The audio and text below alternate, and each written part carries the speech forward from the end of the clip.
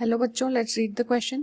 If a plant cell is placed in deionized water, the water potential of the cell becomes A. More positive, B. Remain neutral, C. More negative and D. Less negative. Okay. हमको बोल रहा है, सबसे पहले तो इसका की concept देखते हैं.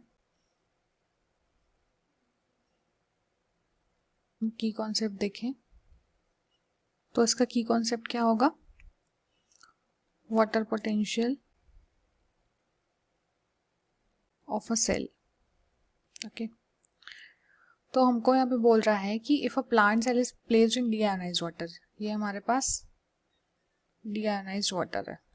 ठीक है, डीआयोनाइज्ड वाटर जिसमें कोई भी आयंस नहीं है, बेसिकली सॉल्यूट नहीं है. इसमें हमने रख दिया प्लांट सेल. ठीक है, इसमें हमने क्या प्लेस कर दिया? Plant cell. ठीक है, तो पूछ रहा है अब वाटर पोटेंशियल का क्या होगा. तो देखो, अगर हम देखें तो अगर हम प्लांट सेल की बात करें, है ना, तो प्लांट सेल की नॉर्मल कंडीशन में क्या होगा? नॉर्मल कंडीशन में उसके पास कुछ तो सॉल्यूट्स होंगे, है ना. तो सबसे पहले तो वाटर पोटेंशियल का फॉर्मूला देखो.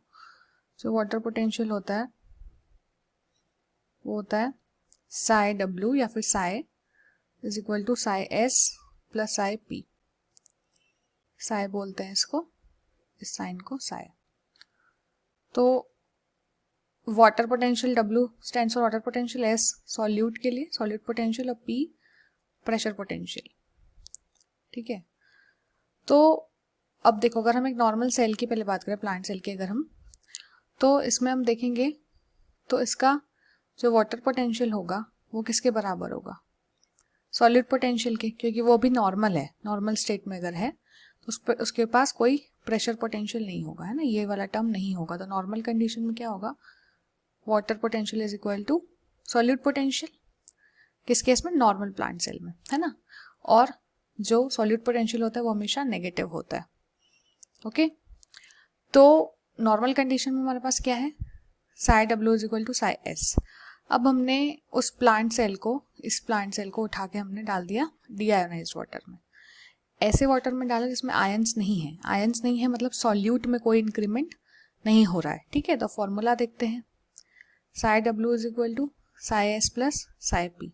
ठीक है, तो अब हमने इसको डीआयोनाइज वाटर में डाला है. डीआयोनाइज मतलब इसमें सॉल्यूट नहीं होगा, है ना, आयंस नहीं होंगे. तो नॉर्मल कंडीशन में क्या था? वाटर पोटेंशियल जो था सॉल्यूट पोटेंशियल के बराबर था, यानी नेगेटिव था. क्या था? नेगेटिव. ठीक है, अब आपने इसको डाल दिया डीआयोनाइज वाटर में, जहाँ पे इसमें कोई चेंज नहीं होगा सॉल्यूट पोटेंशियल में, क्योंकि डीआयोनाइज्ड है ना, तो इसमें नो चेंज.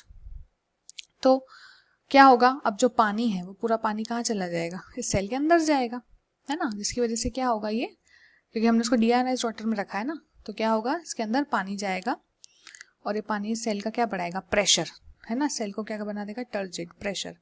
तो क्या होगा? प्रेशर पोटेंशियल बढ़ने लगेगा. ठीक है, इस पे तो कोई इफेक्ट नहीं होगा, अनअफेक्टेड. और क्या होगा?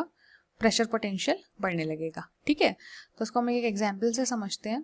देखो, सपोज देखो, हमने यहाँ पे देखा था water potential is equal to solute potential negative. तो मान लो सॉल्यूट पोटेंशियल की जो वैल्यू रही होगी वो रही होगी -2. ठीक है, तो ये उसके इक्वल है, तो इसकी भी वैल्यू क्या हो जाएगी? -2, है ना. तो अब देखो, ये हमारा फॉर्मूला है. तो इसकी वैल्यू क्या रही थी स्टार्टिंग में जब सेल को पानी में नहीं डाला था? वाटर पोटेंशियल की -2. क्लियर. तो अब क्या हुआ? हमने सॉल्यूट पोटेंशियल क्या हुआ? सॉल्यूट पोटेंशियल वैसा का वैसा ही रहा, पर बढ़ क्या गया? ये प्रेशर पोटेंशियल जो पहले नहीं था, क्योंकि इक्वल में था, तो प्रेशर पोटेंशियल अब बढ़ गया क्योंकि उसमें पूरा पानी हम डाल रहे हैं. तो प्रेशर पोटेंशियल बढ़ गया. मान लो प्रेशर पोटेंशियल कुछ हो गया 1, है ना. तो हम इसको सॉल्व करेंगे तो -2 + 1 क्या आ जाएगा? -1. ठीक है, तो पहले जो वाटर पोटेंशियल था वो क्या था? -2. लेकिन अब क्या हो गया? -1. क्यों? क्योंकि जो प्रेशर पोटेंशियल था वो बढ़ गया, है ना. पहले नहीं था, अब वो बढ़ गया, जिसकी वजह से -2 से कहाँ पहुंच गया वाटर पोटेंशियल? -1. यानी कि क्या हो गया? Less negative. क्लियर है. तो पहले क्या था? नॉर्मल कंडीशन में water potential is equal to solute potential which is negative.